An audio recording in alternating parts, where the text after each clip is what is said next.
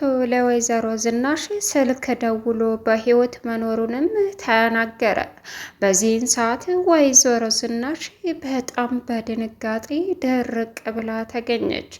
ናሆም አባቱ ነፃ መሆኑን ሲነገረው ከምንም በላይ ማልቀሱን ተያዘ። አቶ ለይኩን የመጨረሻ በድንጋጤ ወይዘሮ ዝናሽ የነገረችውን ነገር አምኖ መቀበል አቃተው።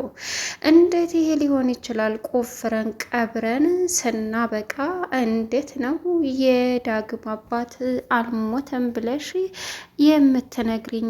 አላት ወይዘሮ ዝናሽም እኔ ምን ላድርግ እመነኝ፣ ድምፁም ሰንበቶ ነው ስትለውም በፍጹም እሱ ሊሆን አይችልም፣ ስልኩ ወርቆ አጊቶ የያዘ ሰው እየተጫወተብን ነው አላትኝ። እሷም በፍጹም እኔ የሱን ድምፅ በደንብ ነው የማቀው ስትልም ደነገጠ። አቶ ሰንበቶ ደውሎ እንግዲህ ገድዬ ቀብሬዋለሁ ብለሽ ነበር የምታስቢው አንቺና ባልሽ? እኔ እኮ ሞትን ቢ መሆኔን ድሮም ቀድሜ ነግሬሽ ነበር በማለትም አሁን ላይ በህይወት እንዳለም ነገራት። በእርግጥ ወይዘሮ ዝናሽ የዲኤንኤል ምርመራው የዳግምና የአቶ ለይኩን አንድ አይነት መሆኑን አለመሆኑን ስታቅ፣ ስለዚህ የተገኘው ሬሳ የሰበቶ አይደለም ማለት ነው። እኔ እኮ ከሁለቱ ውጭ ሌላ ወንድ ምንነቱንም አላቅም እያለች ከራሷ ጋር በጥያቄ እየተከራከረች ባለችበት ሰዓት ሰንበቶ ደውሎ በህይወት እንዳለም ነገራት። ሰላም ውድና የተከበራችሁ የስኬት ሚዲያ ቤተሰቦች እንዴት ናችሁ? ልይ ሰላማችሁ ይብዛልኝ።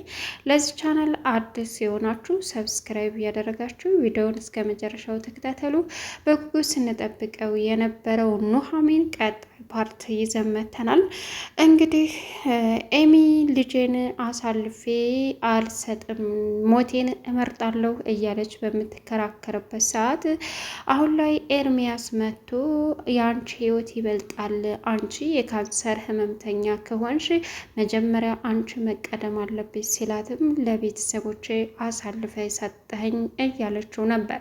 ዳግምም ከቤት ወጥቶ በመሄዱ እንግዲህ ልቡ የተሰበረው ናሆም እባክህን ከዚህ ከቤት ወጥተህ አትሄድ እያለ ቢለምነውም ዳግም ግን የመጨረሻ ውሳኔው ከቤት ወጥቶ መሄድ ነበር።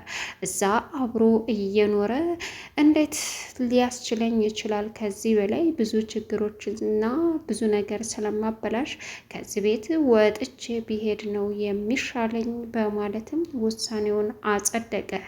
በዚህን ሰዓት ከቤት ወጥቶ ሲሄድም የአባትህ ገዳይ አቶ ለይኩን እንጂ እናትህ አይደለችም በማለትም አምራን ፊላሽ ይዛ ለዳግም ለማሳየት ዝግጁ ሆናም ጠበቀችው። በዚህም ቀደም ያልሆነ ነገር ብለሽ እንድጠራጠር ቤተሰብ ላይ የሆነ ነገር ጭረሽብኛል፣ አሁን ደግሞ የምታሳይ ነገር ትክክል ካልሆነ አንቺኑ ገድዬሽ የመጣውን አነሳለሁ አለ። እሷም የሚፈጠር ምንም ችግር የለም ና ቶሎ፣ ያን ጊዜ አሁን ካንተ ምንም አይነት ገንዘብ ሳይሆን የምፈልገው በቀል ነው በማለትም ናሆም ላይ ዝታበት ስለነበረ አሁን እጅግ በሚያሳዝን ሁኔታ ናሆምን እንግዲህ ለመበቀል ስትል የዳግምን አባት ገዳይ አቶ ለይኩን ናቸው ብላ ፍላሹን ለማሳየትም ዝግጁ ሆነች።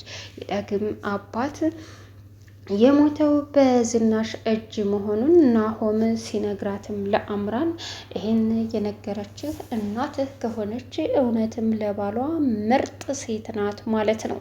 ስለዚህ ይሄ ደግሞ በፍጹም እናትህ ሳኮን አባትህ ለይኩን ናቸው ስትለውም ናሆም የመጨረሻ በአምራን ተበሳጭቶ የኔ አባት ይሄን ሊያደርግ አይችልም ሲላትም አለማድረጉን በቅርቡ እውነታውን አሳውቃለሁ ስትለውም አንቺን በመቅረቤና በማወቄ በጣም ተሳስቻለሁ በማለትም አትንገኝ አንቺ ቆሻሻ ሲላትም እንደዛ አቅፈህ የነበረውን ገላ ዛሬ ተጠየፍከው ስትለውም እሱም ደግሞ በፍጹም ያን ጊዜ ተሳስቼ ነው፣ አንቺ እኮ ጎዳና ያደግሽ የማትረቢ በማለትም ስነ ልቦናዋን የሚነካ ንግግር ስለተናገራት እሱን ለመበቀል ዝግጁ ሆና ዳግምንና ናሆምን ለማጋደል ሀብላ ተነሳች።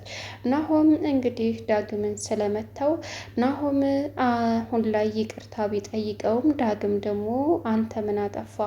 ችግር የፈጠርኩት እኔ እስከሆንኩ ድረስ እኔ ነኝ ይቅርታ መጠየቅ ያለብኝም በማለትም ዳግም ናሆምን ሲነግረው ናሆምን በፍጹም አለ።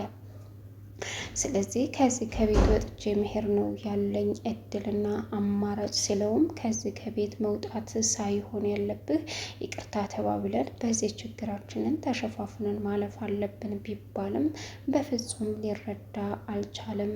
ዳግም ከዛ ቤት ወጥቶ መሄዱ ለሱ ትልቅ ነገርና አስደሳችም ወይም ደግሞ ከራሱ ጋር የሚነጋገርበት መስሎ ታየው።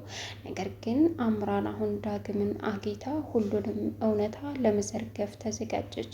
ወይዘሮ ዝናሽ ዲኤንኤ ምርመራውን እንግዲህ የሌይኩን ልጅ ዳግም ነው ብላ በጉጉ ስትጠብቅ የነበረው ያልጠበቀችው ነገር ሆኖ ስታገኘውም የመጨረሻ ደነገጠች። እኔ እኮ ከሁለቱ ወንድ ሌላ ወንድ አይቼም ሰምቼም አላውቅም። የዳግም አባት ሌይኩን ካልሆነ ሰንበቶ ታዲያ ወደ የት ሄደ? ሬሳው የተገደለው እኮ እሱ ነው እያለችም ውዝግብ ውስጥ ትገኛለች።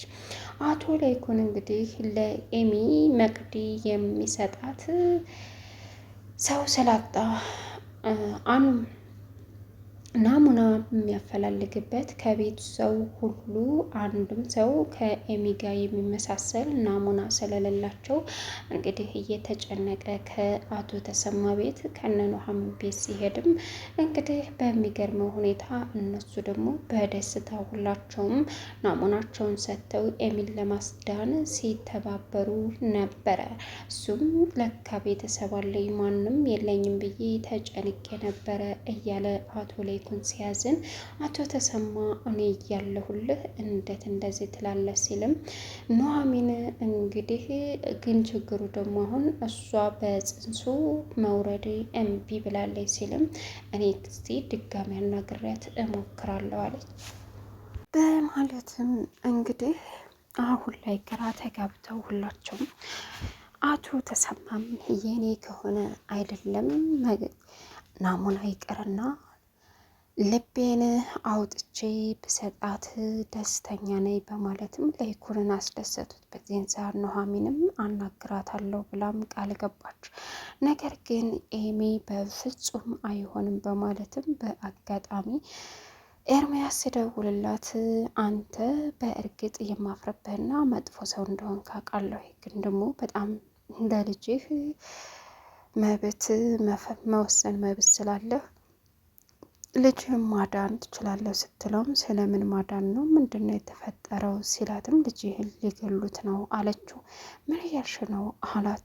እሷም እውነታውን ስትናገር የመጨረሻ የቀለድሽ መሆን አለብሽ። አዎ የቀለድኩ አይደለም፣ የካንሰር በሽተኛ ነኝ። ስለዚህ እኔ ለመዳን ልጅ መሞት አለበት ግዴታ ስትለውም ታዲያ እኮ መጀመሪያ አንቺ ነሽ የምትቀድሚው ሲላትም ማስመሰሉን ተወውና ለልጅህ ድረስለት በማለትም ስትነግረው የመጨረሻ ደነገጠ። እሱም የሮጠ ኤሚ ጋ ሲመጣም ቤተሰቦቿ እንደታባክ ድፍረት እዚህ ድረስ መጣ ሲሉትም እንግዲህ ሌላው እንዳትናገሩት በልጁ ላይ የመወሰን መብት አለው ስትልም ኤሚ ናሆም ስሜታዊ ሆኖ ሊመታውም ሲል እንዳትነካው ግን ደግሞ በልጁ ላይ መወሰን መብት አለው፣ እኔን እምቢ ብላችኋል ስለዚህ ስትልም እኔ እኮ ከቤተሰቦችሽ መውጣት አልችልም፣ በዛ ላይ ደግሞ ቅድሚያ አንቺ ነሽ የምታስፈልጊው፣ ቤተሰቦችሽን የሚሉሽን ነገር በሙሉ አድርጊ አላት። እና ለቤተሰቦች አሳልፈ እየሰጠኝ ነው ስትለውም እየሰጠውች ሳይሆን አልፈልጋቸውም አለችው። ከኔ ይልቅ እነሱ ስለሚያስፈልጉሽ መጀመሪያ ህይወትሽ ይቀርማል፣ እኔም እኮ ህይወትሽን አጥፍተሽ ልጅን ስጭኝ አልልሽም ሲላትም እንግዲህ ዶክተሮቹ ጽንሱ ካልወረደ በፍጹም መናገር ወይም ያንን ነቅሎ ተከላውን ማድረግ እንደማትችል ነገሯቸው። ለቻናሉ አዲስ የሆናችሁ ሰብስክራይብ እያደረጋችሁ